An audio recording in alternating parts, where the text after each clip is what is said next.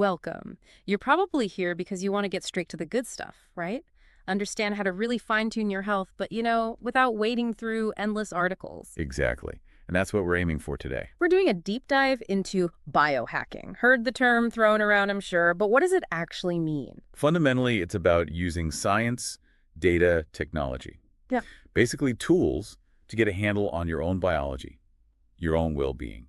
Taking control. So we've looked at some really interesting material on this, and our mission today is simple. Pull out the key insights. Show how these biohacking ideas can actually apply to different parts of your health. Think of it as filtering the signal from the noise. It's moving past just general advice. Right. Leveraging data, tools, making it personal. Yeah, and it's proactive. Yeah. It's key, not just fixing problems, but actively trying to enhance how your body and mind work. Okay, so foundational stuff. When we talk basic biohacking techniques, what are the pillars that keep showing up in the sources? Well, there are a few core areas. First, definitely tracking biomarkers. Okay, explain biomarkers a bit more. Sure. They're like objective measures of what's going on inside you. Think heart rate variability, sleep quality data, blood sugar levels, that sort of thing. Got it. Objective data points. What else? Then there's the whole area of supplements and, crucially, nutrition. Not just eating healthy, but really understanding how specific nutrients or timing affects you. Right, being strategic about it. Exactly. And finally, stress management practices, things like meditation, yoga, techniques to keep your system balanced. Super important. Nutrition comes up a lot. Why is that such a cornerstone here? Because it's literally the fuel. The sources really hammer this home. What you eat, when you eat it, it fundamentally impacts your energy, your thinking, maybe even how long you live well. So it's about going deeper than just the food pyramid. Way deeper. Yeah. It's about understanding, say, macronutrients, micronutrients, and how your specific body responds. It's very individual. And the sources mention some specific approaches like intermittent fasting, keto, even genetic-based nutrition. Yeah, definitely. Intermittent fasting, structuring your eating times. The idea is to trigger certain processes like autophagy, cleaning out old cells, maybe improve insulin sensitivity. Okay. And keto. Ketogenic diets, super low carb, high fat, shifts your body to using fat for fuel. People look at it for weight management, sometimes cognitive benefits too. And the genetic testing one sounds really specific.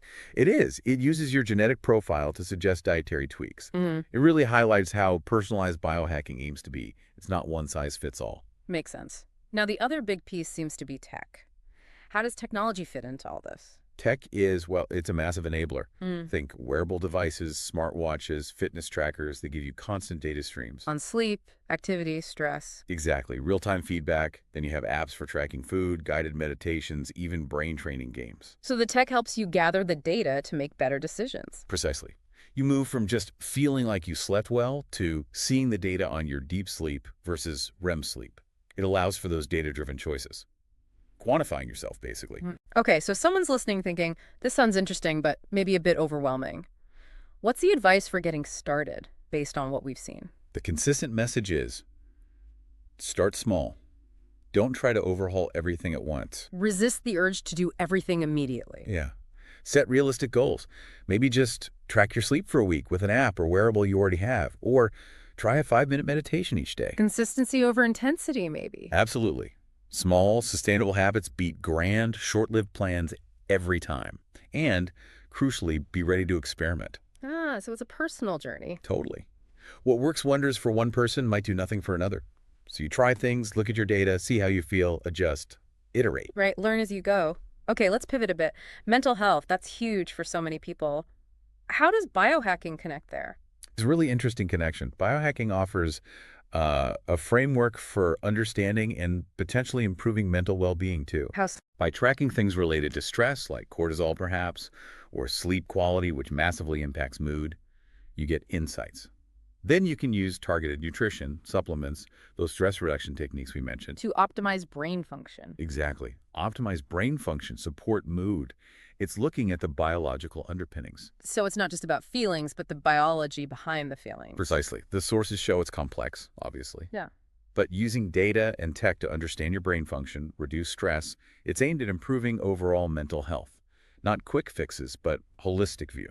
And any specific techniques highlighted for mental well-being? Yeah, meditation and yoga come up constantly for stress reduction, mental clarity, Cognitive training apps get mentioned for focus, Okay. and specific supplements too, like omega-3 fatty acids, good for inflammation, brain cell health, and vitamin D is increasingly linked to mood regulation. Interesting how these things often help both physically and mentally. Which brings us to physical performance. How can biohacking help boost athletic ability or just general fitness? Very similar principles, really. Again, it's data-driven optimization, Yeah. tracking workout metrics, recovery signals. Like heart rate zones during exercise, or how well you recovered overnight. Exactly. Tracking those biomarkers lets you fine-tune your training. Add to that strategic supplements or nutrition timed around workouts, plus specific recovery methods. So, less about just grinding harder, more about training smarter using data. That's the core idea, using data and tech to optimize everything. The training itself, what you eat to support it, how you recover afterwards, understanding your body's response. What are some concrete examples from the material for physical performance? Well, wearables are key for tracking workouts, heart rate, distance, intensity.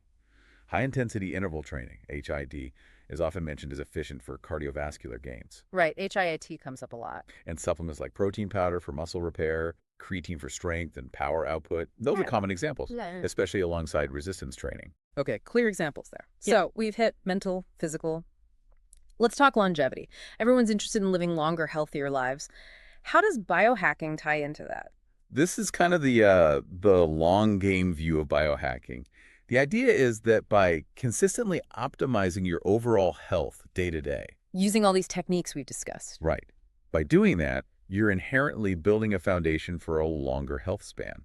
You're proactively tackling the factors that contribute to aging and chronic illness. So it's about using today's data and choices to influence health decades from now. Exactly that. Tracking biomarkers over time, making informed nutrition and lifestyle choices based on that data, actively reducing risks for age-related diseases. It's all aimed at promoting healthy aging. Increasing the odds of not just a longer life, but a more vital, functional life. That's the crucial distinction the sources make. It's not just adding years, it's adding healthy, high-quality years. Quality of life is paramount. So pulling it all together, it seems like biohacking, based on our sources, offers this really practical toolkit, actionable strategies to take more control over physical health, mental well-being, and even potentially our longevity. That really sums it up. It's about empowerment, giving you the tools and the mindset to move beyond just reacting to health issues and instead actively optimizing your own biology in a way that works for you. It's genuinely fascinating stuff. So a final thought for everyone listening. Thinking about all these areas, mental sharpness, physical capability, long-term vitality, which one sparks something in you right now? Where does your curiosity lead? That might just be the perfect place to start your own exploration into biohacking.